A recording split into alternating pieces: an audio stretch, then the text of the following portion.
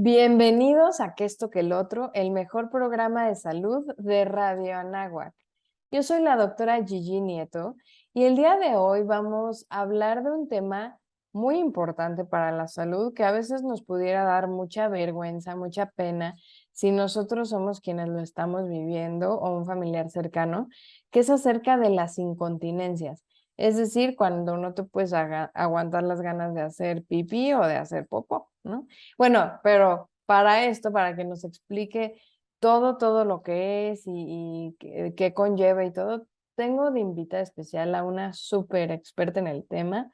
Araceli, ¿te podrías presentar, por favor, decirnos quién eres, qué estudiaste, en qué trabajas, todo sobre ti? Bueno, lo que quieras. Hola, muchísimas gracias. Hola a todos. Claro que sí. Mira, soy maestra en gerontología social. Estudié antes la licenciatura de terapia física, ¿no? Entonces soy fisioterapeuta y trabajo pacientes, tanto pacientes geriátricos o adultos mayores, pacientes adultos con algún tema ortopédico, pero de un tiempo para acá me he dedicado mucho más a ver pacientes que tengan que ver con alteraciones de suelo pélvico, ¿no? Todo esto me ha llevado a estudiar como algunos diplomados, certificaciones, cursos y demás acerca de suelo pélvico como tal, suelo pélvico tanto femenino y masculino, porque de repente la gente piensa que solamente las mujeres tenemos suelo pélvico y en realidad no es así, ¿no? Tanto hombres Ujú. como mujeres, niños, niñas, todos tenemos suelo pélvico. Entonces me enfoqué un poquito en esta parte de las certificaciones diplomados acerca de, también he estudiado mucho acerca de embarazo, posparto, todo lo que tiene que ver con todos esos cambios fisiológicos en la mamá y obviamente en el posparto, actividades diseñadas tanto para la mamá como para esas personas o pacientes posparto.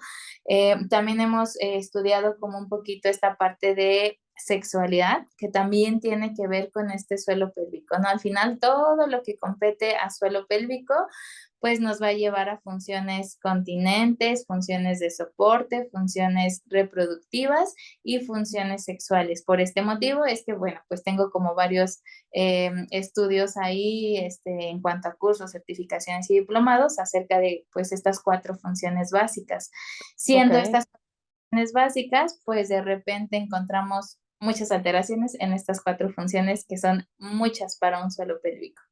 Ok, para empezar de una manera muy básica para todas las personas que nos ven, que nos escuchan, ¿qué es el suelo pélvico? Porque ya lo has mencionado muchas veces en los primeros minutos. ¿Y a qué te refieres con suelo pélvico? Ok, voy a mostrarles por aquí a mi mejor amiga, ¿verdad? Es una vulva.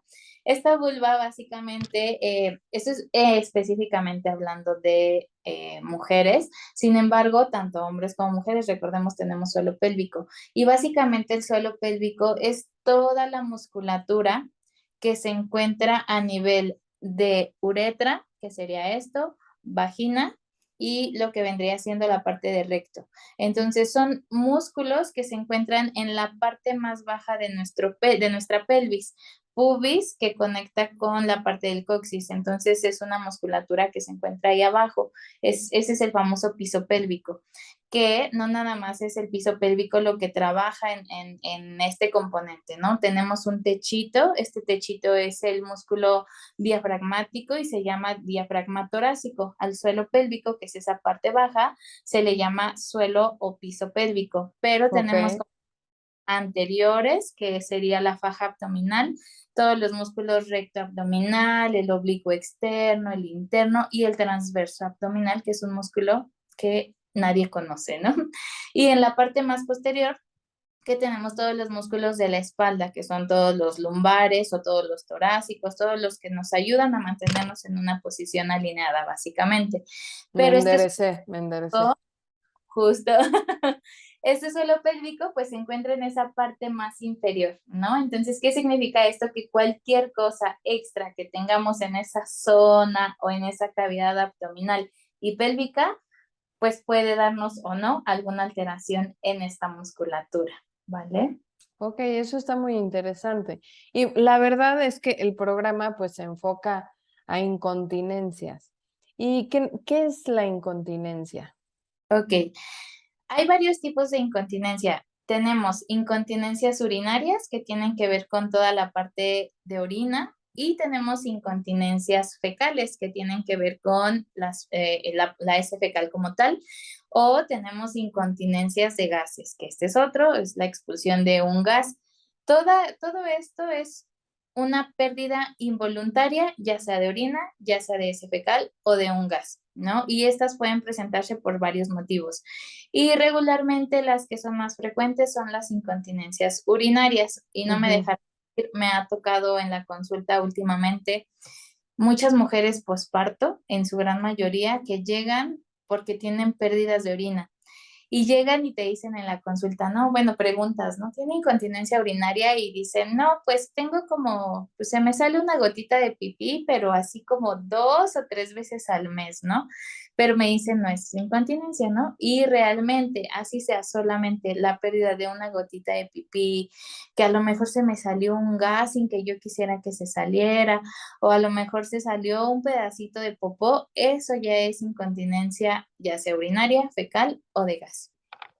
Ok, la verdad no sabía que con una sola gotita ya se consideraba incontinencia, ¿no? Así es, solamente que la diferencia es que existen grados, ¿no?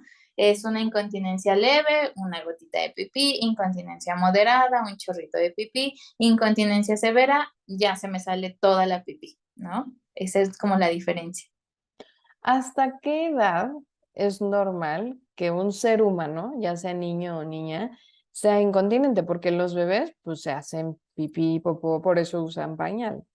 Pero es parte del desarrollo normal del bebé, ¿no? Cuando son bebés. ¿Hasta qué edad dices es normal que se haga pipí, popó en el pañal o en la cama? ¿Y hasta qué edad ya te empiezas a preocupar?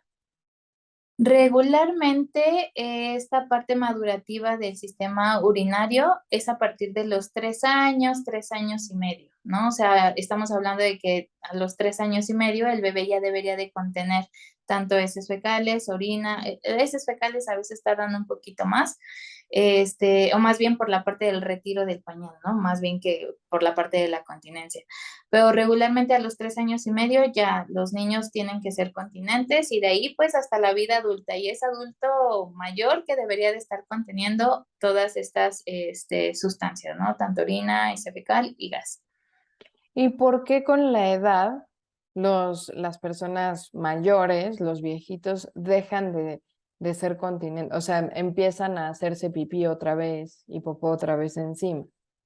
Esa es una pregunta muy interesante. Hay muchos factores, ¿no? O sea, siempre se habla de que la incontinencia urinaria es más de la mujer que del hombre y pues sí es mucho más frecuente, los hombres también llegan a presentar incontinencias urinarias, pero solamente si tienen como alguna cirugía, como algún retiro de próstata, por ejemplo, pueden llegar a ser incontinentes, pero la mujer, por el hecho de ser mujer, ya somos un factor de riesgo. Ah, no Para por el embarazo. Yo pensé que solo era por el embarazo. No, no, no, hay muchas otras causas. Te digo, la primera, Oh, somos mujeres, ya, primer factor de riesgo. Después, el embarazo sí puede ser otro factor de riesgo, pero estamos hablando de que el embarazo conlleva tener un peso extra en esa cavidad abdominal que yo les comentaba hace ratito. Entonces, pues ya tenemos un peso extra. Personas con obesidad o con sobrepeso, estamos hablando de tener un peso extra también en esa cavidad abdominal. Entonces, también es un factor de riesgo para presentar algún tipo de incontinencias. Algunas cirugías pélvicas como histerectomías, por ejemplo, o lo que es el retiro del útero como tal, o el retiro de los ovarios, o alguna cirugía pélvica en sí, puede llegar a llevarnos a tener alguna incontinencia también. Cirugías de hemorroides me ha tocado también que quedan con algún tipo de daño y suelen ser personas que quedan con alguna alteración a nivel de los esfínteres o de estos músculos de suelo pélvico, personas que no saben gestionar bien las presiones a nivel abdominal. Por ejemplo, una persona con una enfermedad respiratoria como un EPOC, por ejemplo, que tose mucho, o sea, que tiene una tos crónica, estamos hablando de una presión o una hiperpresión a nivel de la vejiga y entonces ah, pues puede, también tienes una vejiguita. Qué bonito. Es que pero está sí tenemos, enseñando para todas las personas que solo nos escuchan, está enseñando un peluche en forma de vejiga. sí, se llaman amigurumis. Entonces, esa vejiga justamente, pues es, así como le estoy mostrando, es una vejiga llenita, ¿no? Como inflada. Imaginemos como si tuviéramos un globo que está inflado y básicamente si a ese globo lo aplastamos por la parte de arriba, pues se le va a salir el aire. Y si tiene agua dentro, pues se le va a salir la pipí, ¿no? Entonces, básicamente estas personas que tienen esta tos crónica, Pues pues están van a haciendo presión, presión. todo el tiempo. Pero me ha pasado también que personas, por ejemplo, las personas pacientes, yo voy a hablar de pacientes, pero tenemos pacientes posparto, por ejemplo, que ya tuvieron su recuperación cuarentena y 3 meses después continúan o tienen incontinencias urinarias, pero no son personas que tosan muy frecuentemente, pero que a lo mejor estornudaron o O se que rieron. se ríen y se hacen pipí, que les da miedo reírse. Correcto, de hecho había una actriz muy famosa que no sé si puedo mencionar el nombre o no, pero bueno, había una Mm. actriz muy famosa que se reía y se le salía la pipí, ¿no? O sea, y ella era una persona que regularmente se reía así mucho, entonces a cada ratito se estaba haciendo pipí. Entonces, eso lleva a tener una hiperpresión, perdón, a nivel de la vejiga. Entonces, pues ahí estamos teniendo como esta incontinencia urinaria, ¿no? Sí, Otro también lo he sabido de, perdón que te interrumpa, también lo he sabido de cantantes que después de ser mamás cantan y al poner tanta presión, no sé, en el abdomen por sacar la nota bien, se hacen pipí, ¿no? Y al final es algo que te puedes burlar, pero todo mundo nos puede pasar porque pierdes fuerza en los músculos o puedes tener hasta un daño en los nervios. Y ese, total. híjole, qué duro. Con los cantantes pasa algo bien curioso porque acuérdense que les platicaba hace ratito que tenemos el músculo diafragmático, que es el que se encuentra por debajo de los pulmones, y justo con los cantantes pasa mucho eso.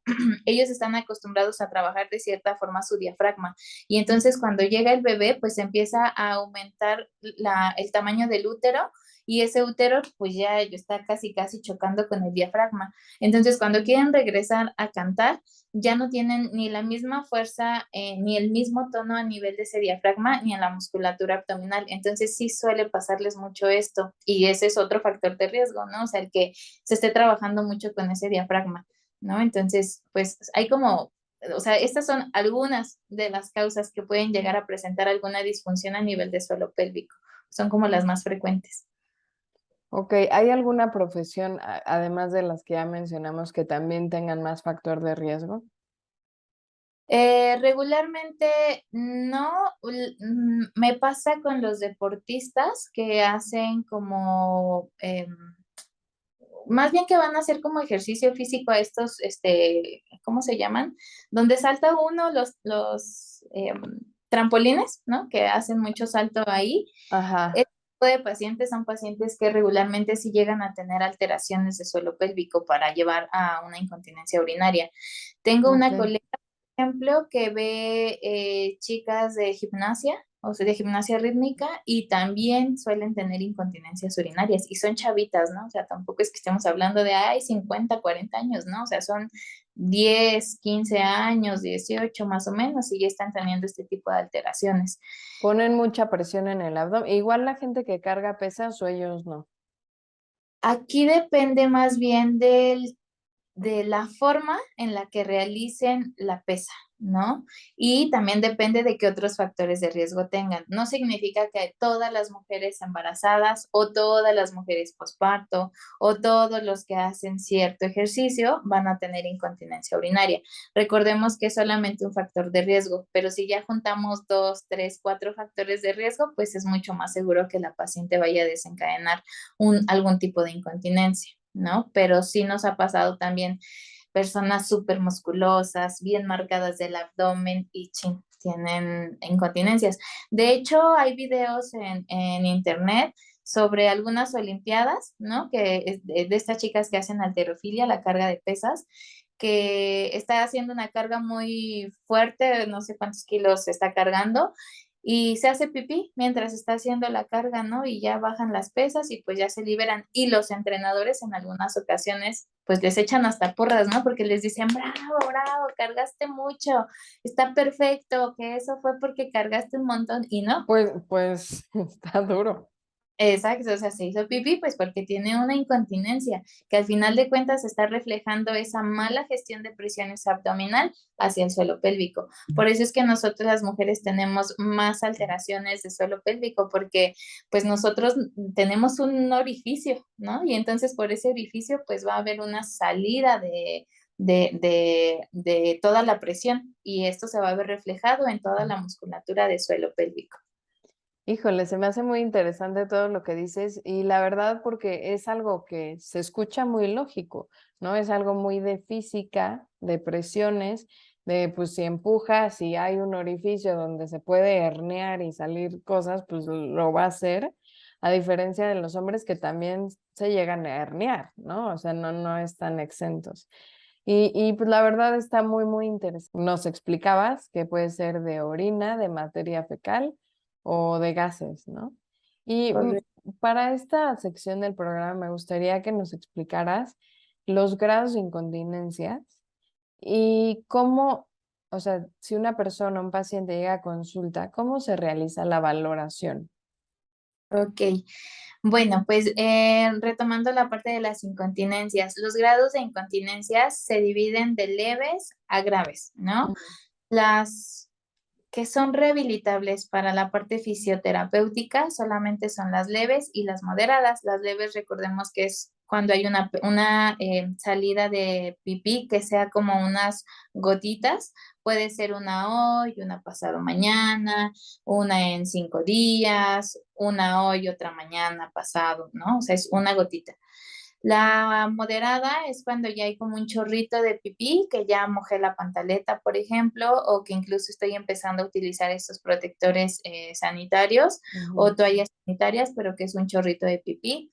O incluso las graves, que es ya me río, toso, o a lo mejor solamente voy a hacer un cambio de posición y ¡fum! Se sale toda la pipí. Sí, o hago tantito ejercicio o cargo algo y pum, me pipiceo, ¿no? Encima. Híjole. Mente. Y ese tipo de incontinencias que ya son más graves ya no son rehabilitables. Esas regularmente sí se tienen que ir a cirugía, pues para intentar reconstruir o darle un poquito de mayor tensión a esos músculos de suelo pélvico. Algo que hace ratito se me fue es que también las personas con menopausia, hablando por ahí de los 50 años, ¿no? Un promedio, las personas con menopausia al tener una baja de estrógenos, empiezan a tener mucha debilidad muscular, que ese es otro punto importante.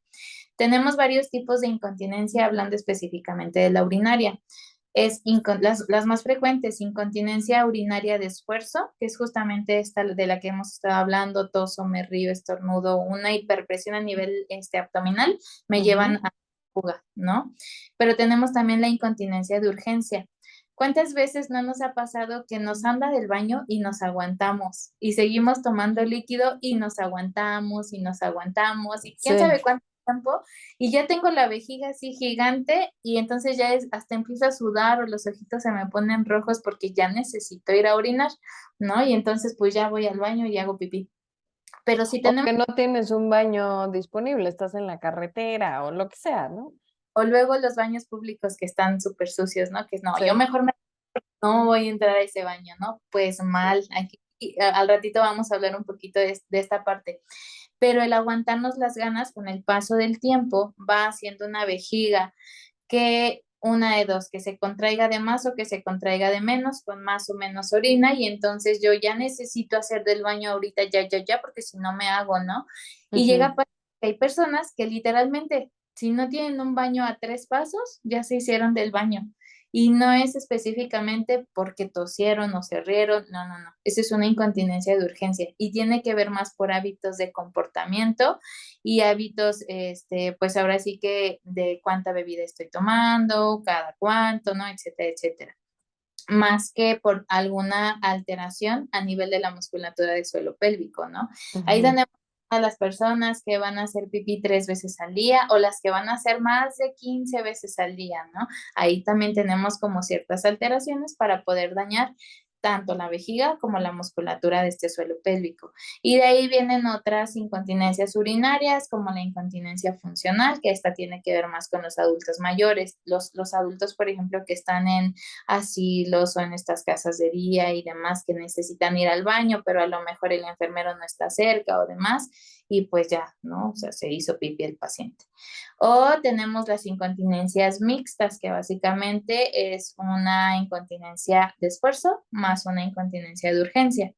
Y tenemos las incontinencias por rebosamiento, que estas suelen ser justamente porque yo me aguanté mucho las ganas de ir a hacer del baño muchas veces. Y estas son regularmente incontinencias urinarias que se ven acompañadas con infecciones de orina, ¿no? Urinarias como tal. Porque ¿qué es lo que pasa? Que la pipí, o sea, se está aguantando tanto tiempo en el Ujú. globito de vejiga y entonces mi musculatura pues está intentando apretar lo más que pueda la uretra y ¿qué es lo que pasa? Pues que esa pipí que ya empezó o que quiso salir en algún momento se vuelve a regresar a la vejiga y entonces pues ya tenemos ahí bacterias, ¿no? Y se me sale la gotita de pipí porque mi vejiga ya tenía mucha pipí adentro, ¿no? Entonces son como varios tipos de incontinencias. Ok, si una persona, o sea, ¿hay alguna razón por la que una persona pueda hacerse pipí que no sea incontinencia? O si ya una vez te pasa, córrele al médico. No necesario, o sea, lo ideal es que sí. Primero, pues una valoración, ¿no? Porque justo como Ah, te sí. digo, ya han llegado pacientes que me dicen, es que fue hace 3 meses y apenas me volvió a pasar, ¿no? Pero esto nos da hincapié de que algo, lo que sea neurológico, algo orgánico, algo a nivel biomecánico, no está trabajando de forma correcta. Entonces, personas, por ejemplo, que viven una situación de estrés como miedo, o sea, algún miedo así Ah, muy, sí. sí suele llegar a pasarles, pero esto es más una condición neurológica, ¿no? O sea, un Sí, estímulo como, a mí y se desencadenó.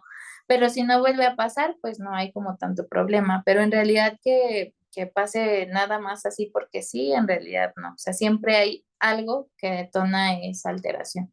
sí, de hecho tenemos hasta la expresión, ¿no? De se hizo pipí del miedo. ¿No? Exactamente. Ah, ok. ¿Y cómo es la valoración? O sea, si una persona va a consulta contigo porque dice, oye, creo que soy incontinente o creo que mi familiar es incontinente o quiero saber si quedé con secuelas de un parto, ¿qué es lo que deben esperar? ¿Qué les van a hacer? Ok. Mira, en esta primera consulta de valoración lo que nosotros realizamos es una historia clínica, o sea, les preguntamos hasta lo que no se imaginan, ¿no? O sea, tiene que ver con todas estas funciones que comentaba al principio. ¿Cómo está la parte sexual? ¿Hay dolor durante la relación sexual? ¿No hay dolor? ¿Hay orgasmos? ¿No hay orgasmos? ¿Tienes sensibilidad mientras estás teniendo relaciones sexuales? ¿No estás teniendo? Ok. Funciones urinarias, básicamente es qué líquidos estás tomando, cuánta agua estás bebiendo, cuántas veces vas a hacer pipí durante el día, durante la noche, ¿no? O sea, cosas bien específicas. La parte coloproctológica, tienes estreñimiento, cuántas veces vas a hacer popó, qué tipo de popó estás haciendo, cómo es tu popó, es aguadita, es durita. Aquí, de hecho, tenemos hasta una escala que se llama escala de Bristol, por ahí a los que nos escuchan si quieren buscarla para que vean el tipo de ese fecal que existe, ¿no? Porque tenemos muchos. Entonces, dependiendo de eso, podemos saber si se está cuidando el suelo pélvico o no y cómo podemos hacer algunos cambios. También si pujamos durante la defecación, no es normal pujar durante la defecación. Quien puja está lesionando ese suelo pélvico. Preguntamos si usa algún aditamento, a lo mejor para poder defecar, ¿no? O sea, son un sinfín de preguntas. Toda la parte como tal urológica y la parte urológica en cuanto a los hombres, ¿no? O sea, que tiene que ver con la parte de próstata, con la parte de si hay a lo mejor alguna inflamación detectada por su médico urólogo, en las mujeres la parte ginecológica específicamente o ginecobstétrica, ¿no? ¿Cuántos hijos ha tenido? Si tuvo partos, si tuvo episiotomías, que es ese corte a nivel de suelo pélvico, si tuvo algún desgarre, si a lo mejor fue cesárea. O sea, es un sinfín de preguntas que se van buscando, se van preguntando para obtener la mejor información posible.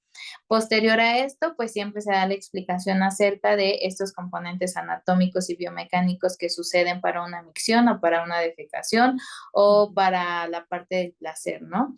Y posteriormente nos pasamos a la valoración o a la evaluación física. En esta evaluación física vamos a evaluar justo este diafragma torácico para ver cómo se encuentra, si se mueven las costillas, si no se mueven, si hay un aumento de tono en este diafragma, si está muy suavecito, si está muy duro, si me duele cuando yo estoy tratando con esa zona.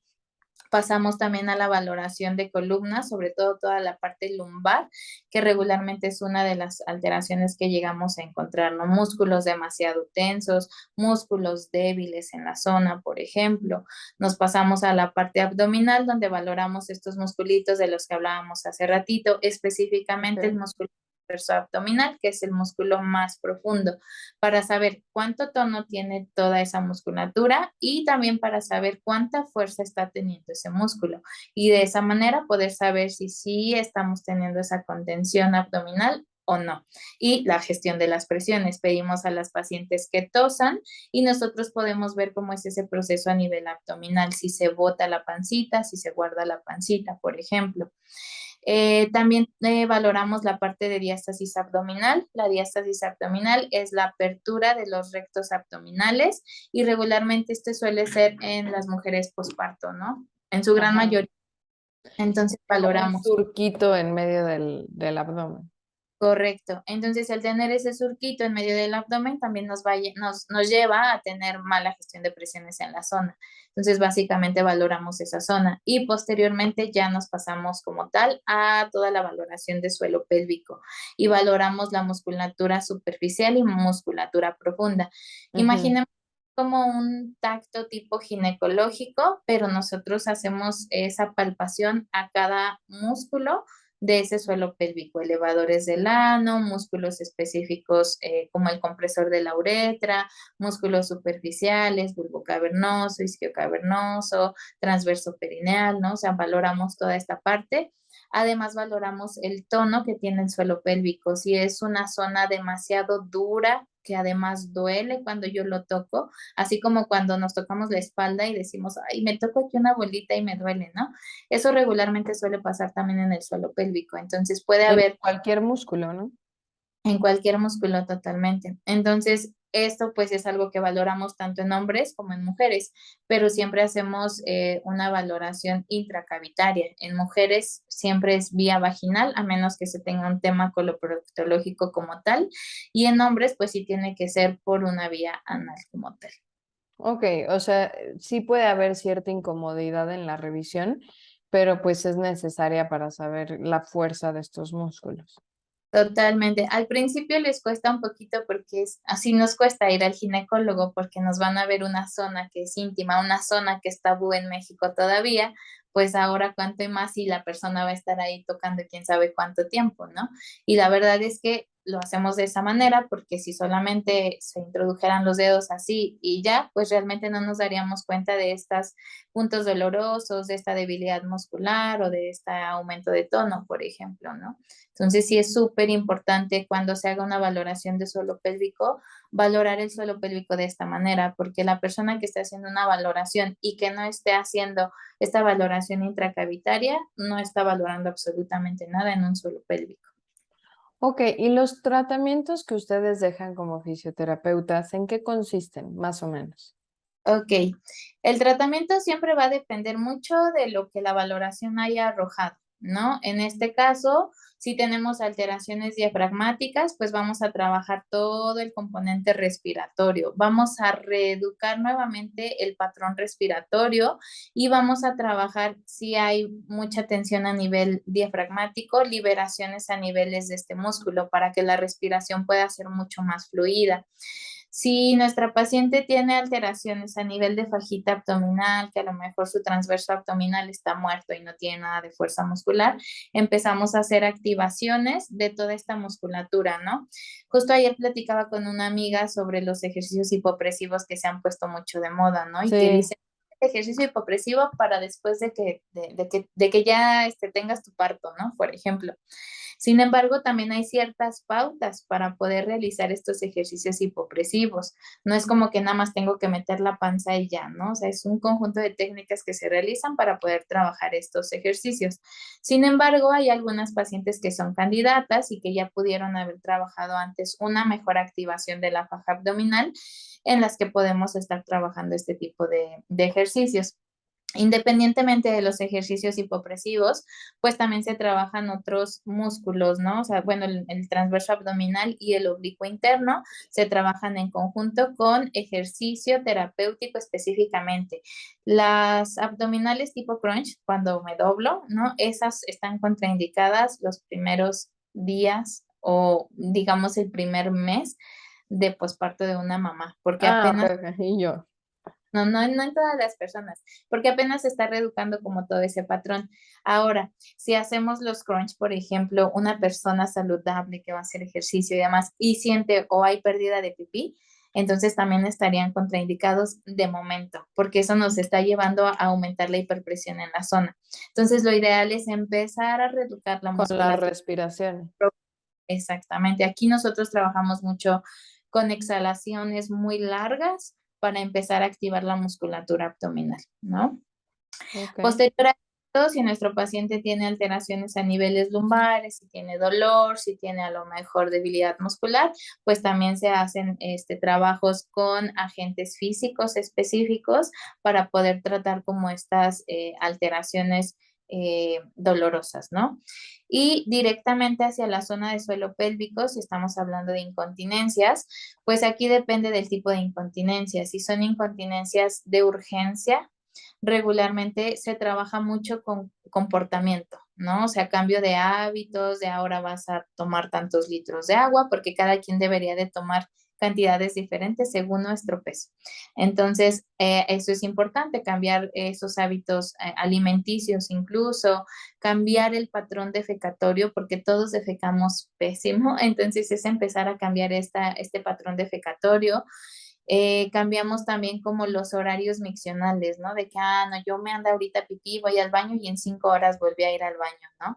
O al revés, las que van ahorita y se paran media hora después, luego otra media hora y van muchas veces al baño. Entonces tenemos que hacer ese cambio de hábitos. Claro, nosotros les damos o les brindamos un diario miccional y un diario defecatorio para ver cómo están tomando agua, en cuánta cantidad y cuánta cantidad se está desechando, para que nosotros podamos saber cómo vamos a cambiar esos hábitos, porque puede ser que alguna persona trabaje 8 horas al día, pero solamente vaya 2 veces al baño, pero tome 2 litros de agua en ese momento. Entonces, imagínense la vejiga como está, ¿no? Entonces, básicamente se manda este diario miccional para poder ajustar el tratamiento a sus necesidades, ¿no? Hablando Claro. de una incontinencia urinaria de esfuerzo, básicamente es en su gran mayoría fortalecimiento muscular del suelo pélvico. Y están los famosos ejercicios de Kegel que se hacen mucho. No es para todas las personas. Personas que tienen músculos demasiado tensos no les favorece de primera instancia. Entonces, lo ideal es poder trabajar esas contracciones musculares, pero dosificadas. Y en base a estas, que son como las más frecuentes, pues básicamente es el tratamiento que nosotros damos aquí. Igual se pueden incluir algunas bolachinas, pesas vaginales, electroestimulación, ya más enfocado a agente físico para poder favorecer y hacer una evolución mucho mayor en estas incontinencias urinarias. Estamos con Araceli Ramírez, que nos ha hablado de las incontinencias, tanto urinarias como fecales, que puede tener la gente, que se puede hacer pipí o popós involuntariamente, los grados que existen, que hay desde leve hasta grave, y también cómo cuando vas a consulta, cómo te valoran, ¿no? Cómo te deben de preguntar, qué preguntas te deben hacer, cómo te deben de explorar y por qué lo hacen, ¿no? Que pudiera ser algo un poquito incómodo, pero pues se hace para valorar la fuerza de los músculos del piso pélvico, que puede afectar, su alteración puede afectar todo, desde cómo haces pipí, cómo haces popó, todo, ¿no? Y eso es algo muy importante. saber que en las mujeres es más común, sobre todo si ya tuviste hijos, y que creo que es bueno agregar que no es algo de lo cual te debes de sentir avergonzado, avergonzada, sino que debes de saber que lamentablemente es algo normal por nuestra anatomía y pues buscar ayuda, ¿no? Porque no es como, bueno, pues ya así soy, ¿no? Y pues ya no me reiré. O hay gente que dice, pues yo ya no hago ejercicio porque me hago pipí, entonces no hago ejercicio y pues ahí vienen más problemas, ¿no? De sobrepeso o de diabetes, ¿no? Y pues Correcto. bueno, me gustaría que en esta última parte del programa, primero empezaras diciéndonos cómo, o sea, sí, si ya tengo un problema de incontinencia, pues ir con un experto, ¿no? Pero si aún no lo tengo, ¿no? Todas las personas que nos escuchan que dicen, bueno, yo no lo tengo, ¿puedo hacer algo para prevenir tenerlo cuando esté viejito o cuando después de tener un bebé? Totalmente, todo en esta vida se puede prevenir, ¿no? Incontinencias urinarias, dolores de espalda, de cabeza, enfermedades crónicas, todo se puede prevenir, solamente es que nosotros queramos hacerlo, ¿no? Dentro de las pautas básicas para prevenir alguna alteración o disfunción de suelo pélvico, primero es el reconocimiento de la zona, ¿no? O sea, ¿dónde está mi suelo pélvico? ¿Y cómo le voy a hacer para ver mi suelo pélvico? Porque puedo ver mi brazo, a lo mejor la mama, la pierna, ¿no? Pero ¿y dónde está el suelo pélvico? Entonces, lo primero que se les pide a los pacientes es que puedan observar su suelo pélvico con un espejito, observar sin pena alguna porque es nuestro y porque es algo que da mucha función. Pero colocar un espejo en la zona y poder observar, ¿no? ¿Dónde está el introito vaginal? ¿Dónde está el meato urinario? ¿Dónde está incluso el clítoris? Porque hay mucha gente que ni siquiera sabe dónde está el clítoris ni cómo es el clítoris. Lo poquito que podemos ver del clítoris es una pequeña parte del clítoris, pero el clítoris es una cosa enorme. Entonces, lo primero es detectar o visualizar ese suelo pélvico, hacernos conscientes que tenemos un suelo pélvico. Ujú. Lo segundo es empezar a cambiar estos hábitos defecatorios que suelen alterar mucho la función del suelo pélvico.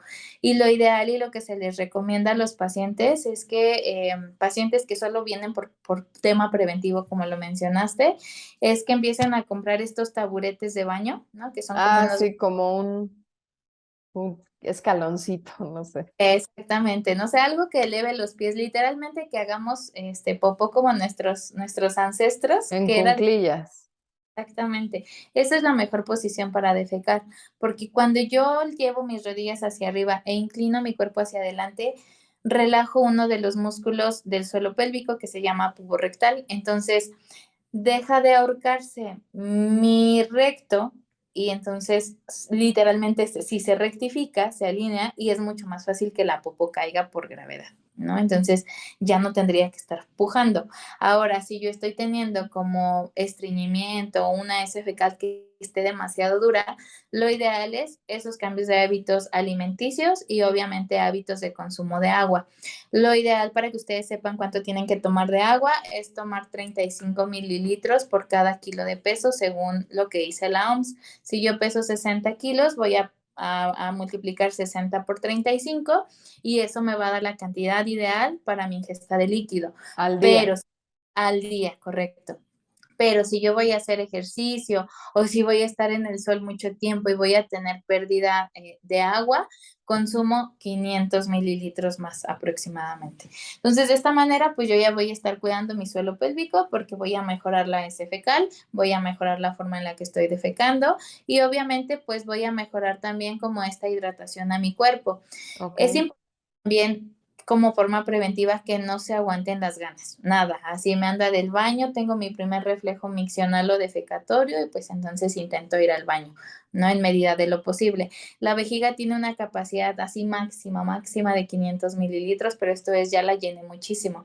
Entonces lo ideal esperado es que nuestro primer reflejo miccional sea a los 150 centímetros cúbicos, que estamos hablando aproximadamente de casi un juguito de Boing, de esos chiquititos. Ujú. Entonces, imagínense, o sea, lo que nuestro cuerpo tendría que ir a desechar a cada ratito, ¿no? Lo ideal es que nosotros vayamos a miccionar al día entre 6 a 8 veces al día, ¿no? Si ya estoy Ok. en hay que tener cuidado. Si estoy yendo menos veces, hay que tener mucho cuidado, ¿sale? Entonces, más bien como hacernos un horario incluso también de micciones, ¿no? Ya fui a las 8 de la mañana que me levanté y fue mi primera orina, pues considero cuánta agua tomé más o menos ahorita, tomé un vaso de agua, en 2, 3 horas, a lo mejor ya tendría que estar yendo a desechar ese vaso de agua. Sí, o si tomas diuréticos como agua de Jamaica, el café, el té, Sí, agua de piña también, ¿no? Que regularmente eso se incrementa. o alcohol, que el alcohol también Justo es lo que aumenta. iba a decir. Sobre todo la cerveza irrita mucho más la vejiga. Entonces, por eso las personas que consumen mucha cerveza cada ratito están yendo al baño, ¿no? Porque la vejiga dice, oye, ya llévame, llévame, llévame, ¿no? Entonces sí, también puede suceder esa parte. Otra forma de prevenir es sí empezar a realizar ejercicios de Kegel. Y en este caso, no siempre los recomiendo tanto porque habría que ver cómo está ese suelo pélvico. A lo mejor no tiene debilidad, a lo mejor no tiene incontinencia urinaria, pero a lo mejor sí tiene disfunciones sexuales. A lo mejor tengo relaciones sexuales y me arde el momento de la penetración o durante la penetración o al terminar este coito como tal, me duele, ¿no? Entonces, en ese tipo de personas, por ejemplo, lo más recomendable es no hacer este tipo de ejercicios. Pero ¿cómo vamos a saber si nosotros no hemos explorado ni siquiera nuestro suelo pélvico, ¿no? Para eso tendríamos que tocarlo y ver si me duele o no me duele. Y es tocarlo con un poco de presión para ver qué pasa en ese suelito pélvico. Pero las personas que hablando que están sanas y que no tienen nada, sí podrían empezar a trabajar estos ejercicios de Kegel o de fortalecimiento, que básicamente es hacer una contracción de suelo pélvico y relajar, pero son mantener ciertos segundos este suelo pélvico y relajar otros. Me ha tocado ver también ahí algunos videos que incluso les ponen como con el ritmo de la música y hacer contracciones, relajaciones según el ritmo de la música. No hagan eso, por favor, se van a dañar el suelo pélvico. Son ejercicios dosificados y de primera instancia lo que ustedes pueden hacer es hacer contracciones de ese suelo pélvico 3 segundos y relajar 3 segundos, considerando que nuestro paciente que quiere prevenir no tiene absolutamente nada más. Malo. Ok. Exacto. Eh, Otro tipo de forma para prevenir alguna alteración es que a partir de los 30 años nosotros ya empezamos a perder colágeno. Y el suelo pélvico, además de tener musculatura, también tiene elementos de sostén, como son tendones, como son ligamentos y como es fascia. Entonces, todos estos componentes pues están en su gran mayoría constituidos por colágeno. Entonces, a partir de los 30 años sí se recomendaría como tener ingestas de colágeno hidrolizado, obviamente consumir, descansar, pero esto siempre va a ser guiado por un médico, ¿no? Nosotros como fisioterapeutas no podemos medicar absolutamente nada, se les da la recomendación para que acudan con su médico y el médico sea básicamente quien dé como las dosificaciones de cada una de estas cosas, ¿no? Creo que en realidad esto es como la forma o la parte más preventiva para poder evitar alguna disfunción en cuanto a incontinencias urinarias, pues para poder prevenirlas, ¿no? Y que no lleguen ahí a sus 50, 60 años y que ya estén usando pañal, porque pasa también mucho que ya hasta venden, ¿no? Los calzoncitos, los pañales para la incontinencia. Hay Y hasta comerciales que los intentan hacer sexys, sí, ¿no? sí. Y dices como, bueno, entiendo como oye, no te sientas mal si esto te sucede, pero pues yo diría mejor trátalo, prevénlo, a tratar de hacer un pañal sexy. Correcto, ¿no? Así yo me he encontrado pues ahora sí que mercadotecnia, ¿no? Así de entrar a las farmacias y ver así el stand lleno de pañales o de calzones y digo, ay por Dios, o sea, sí, no está mal como dices tú, pero pues que antes que trata la disfunción, ¿no? Si no, pues ya entonces pañalito, calzoncito, lo que sea, pero pues de primera instancia siempre está la parte preventiva y la parte de tratamiento si es que ya se tiene la disfunción. Pero el problema aquí en México es que como que este tema no está muy difundido y la gente no sabe que se puede tratar y que lo normaliza, ¿no? Y que dice, ay, no, Claro, yo tengo incontinencia, pero pues ya tengo 50 años, ¿no? ya Entonces fue. Y me han tocado chavitas, 20, 24 años, que han llegado aquí con incontinencias urinarias de esfuerzo sobre todo, y me dicen que no era normal, dice, porque pues yo le pregunté a mi mamá, a mi abuelita, a la tía, y pues todas tienen, y me dijeron, no, mijita, esto es normal, ¿no? Y Parte pues de ser mujer, a veces te dice.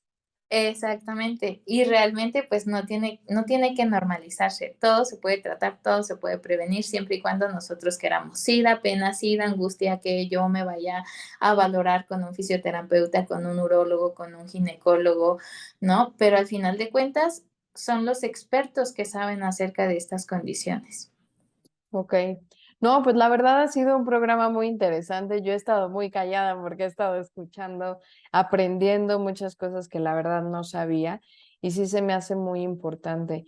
¿Cuál es el principal mito? Ya nos quedan unos pocos minutos del programa, pero nada más para terminar, ¿cuál es el principal mito y principal consejo que te gustaría romper y el consejo que te gustaría dar a todo el público que nos escuche y que nos ve?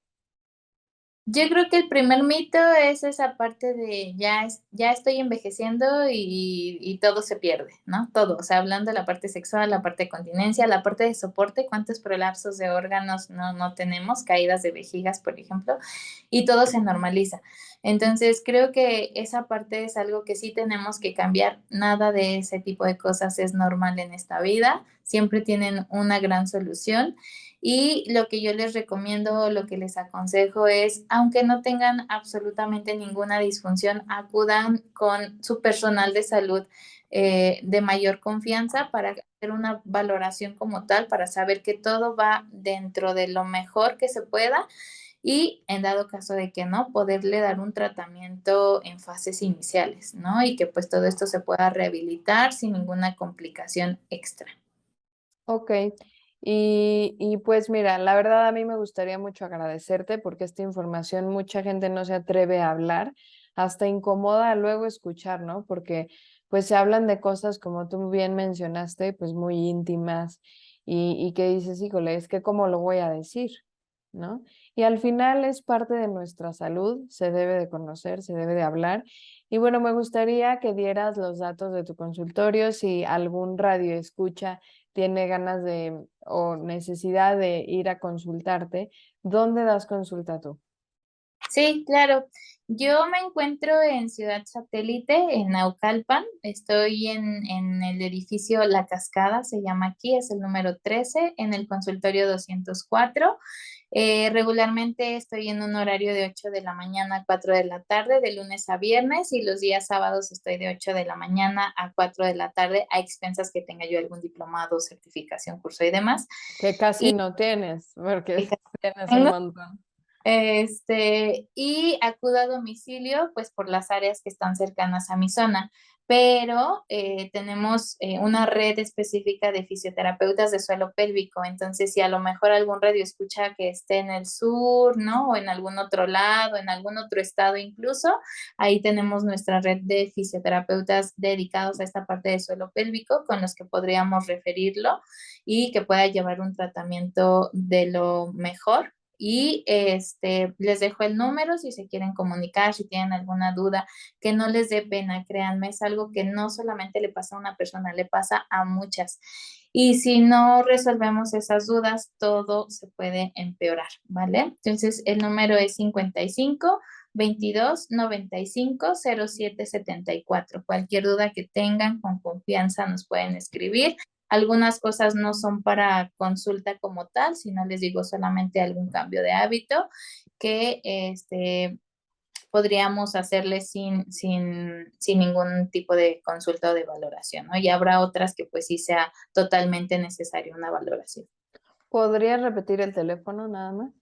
Sí, se los repito nuevamente, el teléfono es 55 22 95 07 74 y también estamos en redes sociales como Fisiofunciona MX Ara y ahí pueden encontrar incluso como varios posts sobre todas las disfunciones de suelo pélvico, que hay un sinfín.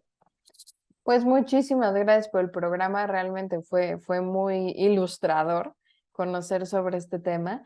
Recuerden que nos pueden escuchar todos los viernes de 11 a 12 del día en 1670 AM y ahora nuevo horario también todos los lunes de 11 a 12 del día, ya 2 veces a la semana en 1670 AM. También nos pueden ver en Facebook, en YouTube, en LinkedIn, escuchar en Spotify y en iHeartRadio.